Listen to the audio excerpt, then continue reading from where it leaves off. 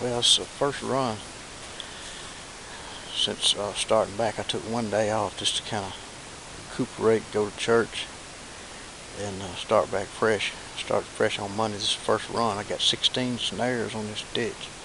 Only one of them got knocked down. So, but I see air bubbles in this creek. I mean, they're coming close to these snares. I'm just barely missing them. I got a double snare under this log. I'm gonna show you. But and I got this thing fenced off pretty heavy, but I may need to go ahead and cover on that low end of that log. They may be going over the top instead of going under. So I'm gonna show you now. I may drop one more snare in there just to make sure I got that covered.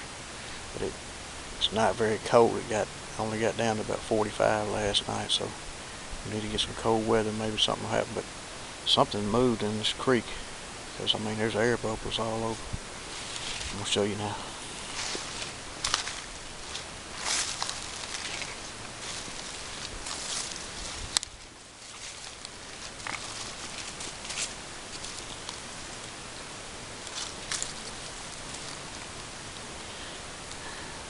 See, I got a pole, a snare on either side of that pole in the deepest part of the middle of this channel where they're going under this log. But from that low end over there,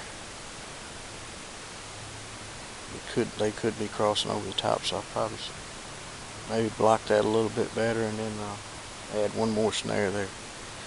Just wait on some weather and we'll see what happens. But I got this creek covered pretty thorough. It didn't look like anything moved down there by that lodge, the main lodge where I'm seeing all the peel sticks at. But this could be an otter, or could be some muskrat in here. Something making all these air bubbles. But I just gotta wait them out. Over and out.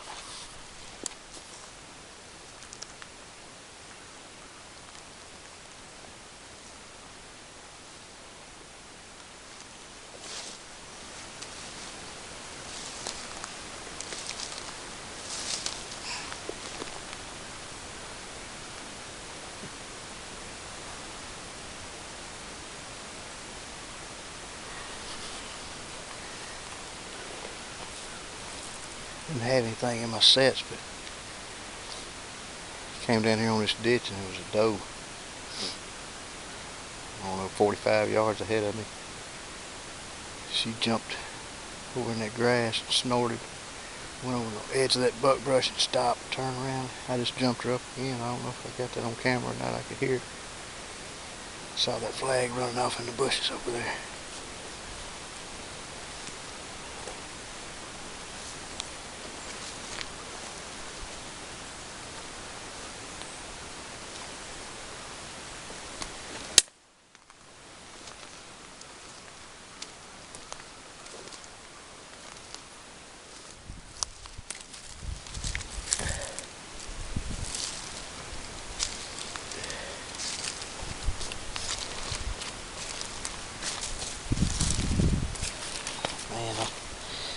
I waited and waited and waited on this set. I wanted to take it up so many times. It looked good, and I could see where that water was stirred up, and I couldn't figure out why in the world were they not coming over that crossing. I left it set. It's been here about 8 days now, and finally we picked up a pretty good beaver here. I thought surely a beaver and otter would finally come over this crossover here, but I found some other places I like better, and I'm probably going to set them up too. But finally we had a pretty good rain last night. We got more rain coming, but we got some pretty good beaver.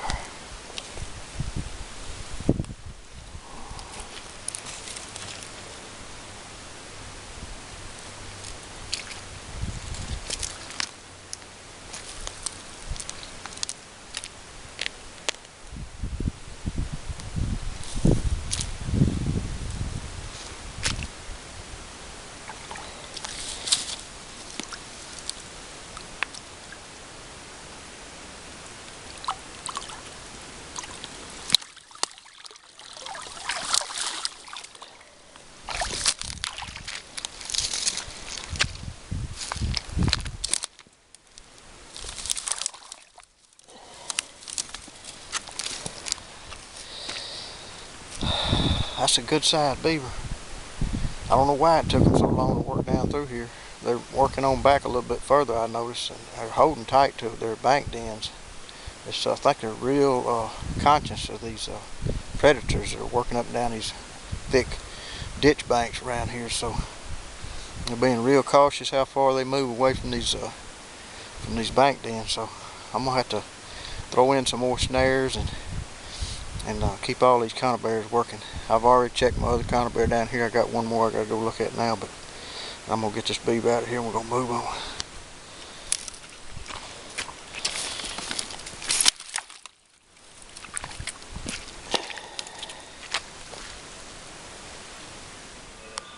Made some gill net TRAPLINE.